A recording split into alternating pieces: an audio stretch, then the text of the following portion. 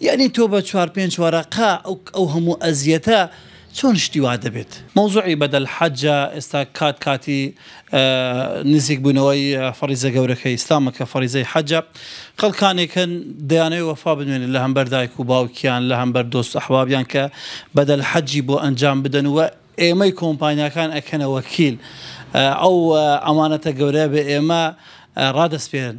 ئێمەش بەڕاستی ئەبێت لە ئاس ئەو ئەمانەتە گەورە بین. من باسی ئەوە ناکەم ئایا پێغەمبەری خوا صلی الله علیه و سلم بەدەل حەجی ئەنجامداوە یاخود نا، بۆ دایک و باوی کردوێتی ئاماژەی پێ کردووە یاخود ئەمە مەوزوعێکی خلافیە. هەڵبەتە خۆم ڕێیم لەگەڵ ئەوەدانە بکرێت، بەڵام ئەمە بازانایان یەک لای بکەن. تۆ دەیتە لای من بەدەل حەجێک بکە بۆ دایک و باوکی ڕەحمەتی من پێت ئەڵێم بە 5 وەرەقە، ئێستا وەڵا ڕیکلام دەکەن بە 4 وەرەقە و بە 3 وەرەقەش. ماشەڵڵا هەر تەواوە هەر قازانجا. بۆ چونکم کە تۆ 5 وەرەقە بە من دەدەی ئەو کابرایی کە بەدەل حەجەکەم بۆ دەکات عەقڵ چۆن قبوڵی دەکات؟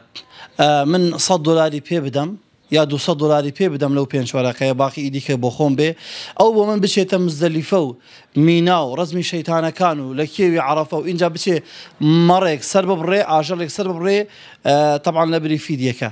ئەخر ئەسڵن ئەو ئاژەڵە کولفەی 2 وەرەقە هەتا 3 وەرەقەیە، جاری وا بگرە زیاتریش باشە. یعنی تۆ بە 4 5 وەرەقە ئەو هەموو ئەزیەتە چۆن شتی وا دەبێت؟